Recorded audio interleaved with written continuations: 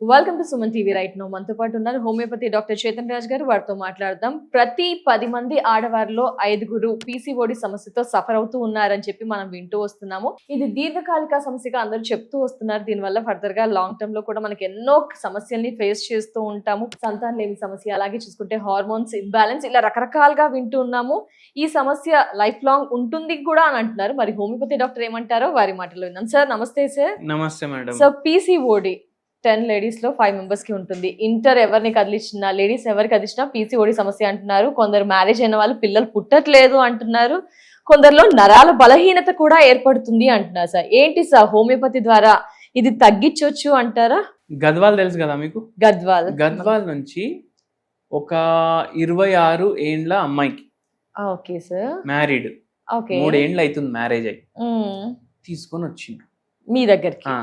తీసుకొని వచ్చి ఏమన్నారంటే పిల్లలు పుట్టనీకి సమస్య అవుతుంది, పిల్లలు పుట్టనీకి సమస్య అవుతుంది. సరే, ఇప్పుడు ఏమంటారు, ఫస్ట్ వేరే ఇప్పుడు హోమియోపతికి ఎప్పుడు వస్తారంటే మొత్తం తిరిగి ఎక్కడ జవాబు దొరకక హోమియోపతికి వస్తారు. అక్కడ జవాబు దొరుకుతుందా సార్? హోమియోపతి దగ్గర అయితే నేను చెప్తా కదా మీకు ఏం జవాబు నోట్ తోటి చెప్పొద్దు, మందుయే చెప్తారు జవాబు.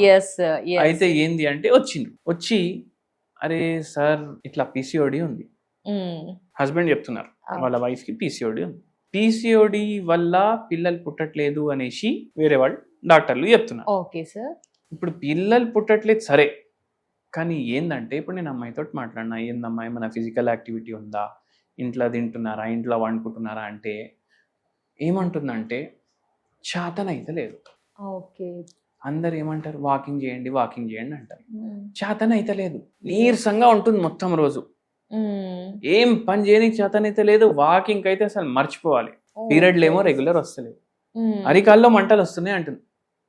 షుగర్ పేషెంట్లు చెప్తారు అరికాలలో మంటలు, బరువు పెరుగుతుంది.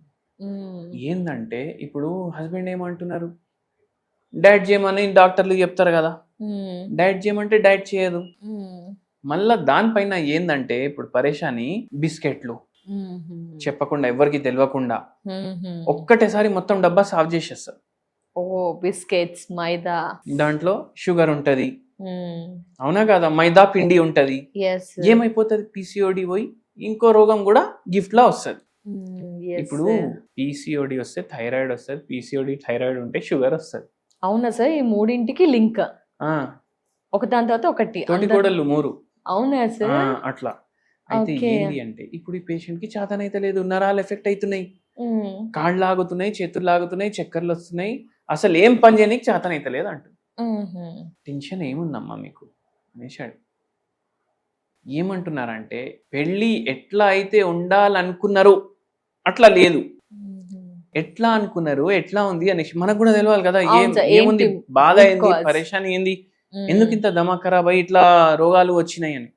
అయితే ఏమనుకున్నారు, ఇట్లా చిన్న ఊర్లో పెళ్లి అవుతుందని ఊహించుకోలేదంట. హైదరాబాద్ లో అబ్బాయి పని చేయాలి, అక్కడ ఉండాలి, కోట్లు సంపాదించాలి, లక్షలు కూడా వస్తలేవు, వేళ్ళల్లో వస్తున్నాయి పైసలు, ఏమనేసి ఎంజాయ్మెంట్ ఉంటది, 3 నెలలకు ఒకసారి టూర్ కి పోవాలి, ఇట్లా అని. ఇప్పుడు అది రాంగ్ అని కూడా మనం చెప్పలేం, ప్రతి మనిషికి ఒక ఆలోచన అనేది ఉంటది. అయితే అది లేదు, మొత్తం జిందగీ జైల్ లాగా అయిపోయింది, ఒక ఇంట్లో ఒక రూమ్ లా ఇట్లా అయిపోయింది అనేసి బాధ ఉంది. వాళ్ళ హస్బెండ్ ముందే చెప్పారు సార్? హస్బెండ్ కి కూడా చెప్తారంట.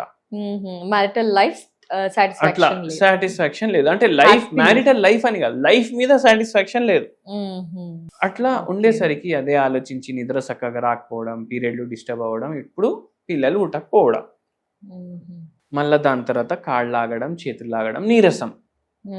ఎట్లా వాకింగ్ చేయాలి మీరు చెప్పండి, ఎట్లా చేస్తారు వాకింగ్?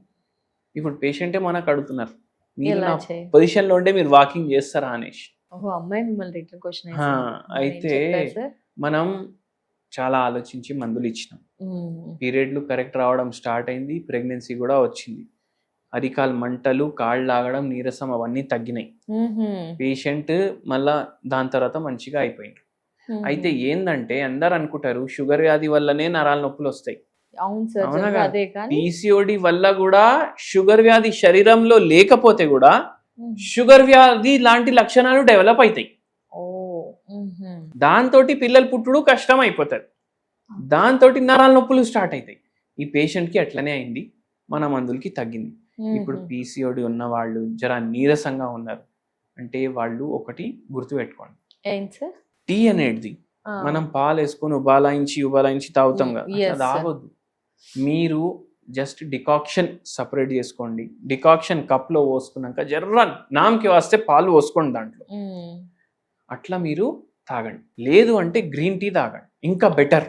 అంటే నా మామూలు టీ వదిలేసి గ్రీన్ టీ తాగండి. గ్రీన్ టీ లో యాంటీ ఆక్సిడెంట్స్ ఉంటాయి, పీసీఓడికి మంచిది, నరాల నొప్పులకి మంచిది. ఇంకా మీకు రిలీఫ్ కావాలి మంచిగా అంటే వైట్ టీ తాగండి.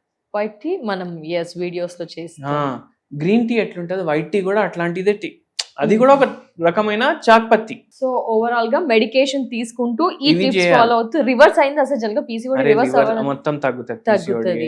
ఇప్పుడు చాలా మంది చెప్తారు ఒక్కసారి వస్తే తగ్గదు, లైఫ్ లాంగ్ మొత్తం తగ్గుతుంది, పిల్లలు కూడా పుడతారు. హోమియోపతిలో చాలా మంచి ట్రీట్మెంట్ ఉంటది. మళ్ళా దాంతో పాటు ఈ అసోసియేటెడ్ సిమ్టమ్స్, నరాల నొప్పులు, చిడ్చిడవ్వడం, కోపం రావడం, నిద్ర రాకపోవడం, ఒళ్ళు పెరగడం, ఇవన్నీ కూడా తగ్గిపోతాయి. Okay, thank you so much. Thank you madam.